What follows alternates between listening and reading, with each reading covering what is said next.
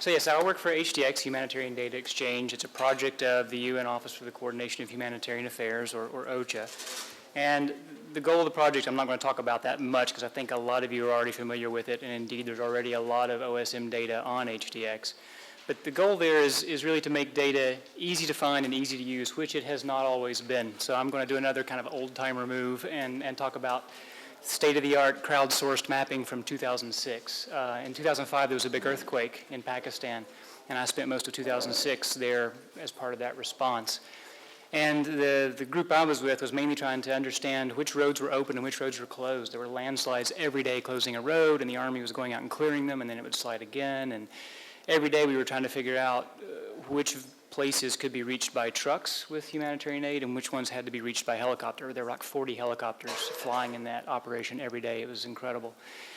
And the first thing we needed was a map of the roads. Pakistan military didn't have maps of the roads in Kashmir, or at least they wouldn't share it with us.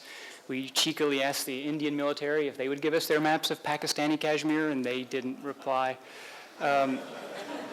So we had to map it ourselves. So we were putting guys on helicopters that were going out to deliver aid with mountain bikes, and they were riding down these mountain roads, carrying the bikes over the landslides, and then they were carrying a Garmin e-Trex in their pocket, and I would get the tracks and compile them all and email them off to, we did have email back then, we would mail them off to the University of Georgia, the GIST. Does anybody here remember the GIST?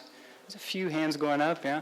And those guys would clean it up, turn it into a shapefile, mail it back to me, and it would go on a map the next day. And we've come a long, long way. That feels like that must have been like 30 years ago, but it was really only like 10 years ago. So things have changed a lot.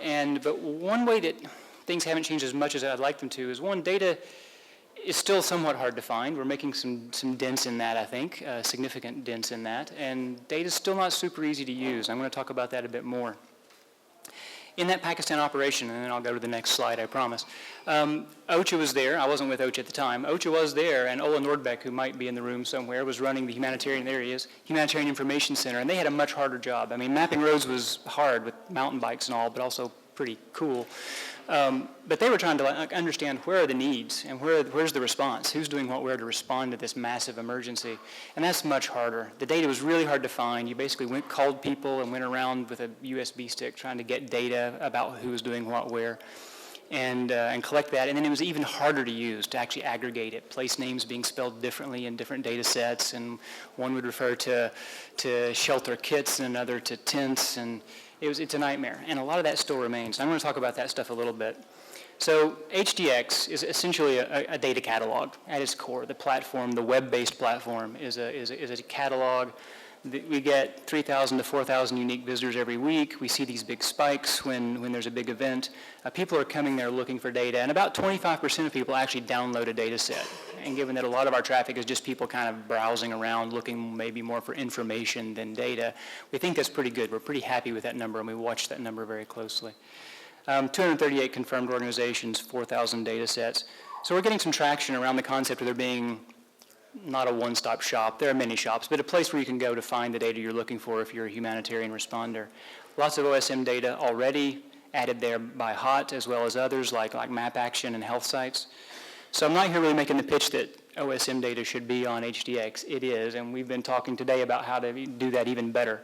But I do want to say that findability is not enough. We've made some dents in making data easier to find, but it hasn't gotten a lot easier to use in the 10 or 15 years that I've been in this business. And in the meantime, the amount of data is just, it's the fire hose, right? We used to struggle to get any data. You really would look for data for even just the least little thing, and involved a lot of phone calls and so on. But now it's the drinking from the fire hose analogy. I think it's a really good analogy. We get lots more situational data about where are things that define the operational context of a response. Where are the needs, who needs what and where, and who's responding to those needs, who's doing what where. We get a lot more of that data than we used to get. But there's not been much standardization, and that makes the data hard to use. So we've made it easier to find. We've not done such a good job making it easier to use. I think a lot of information managers will say amen when I say that you spend so much time just trying to merge data sets together that use different terminologies, different spellings, and so on. So that's why we have a sort of a subset of the Hdx project, which is the Humanitarian Exchange Language, or HEXL for short. Hopefully a lot of you have heard about it. Map Action mentioned it this morning.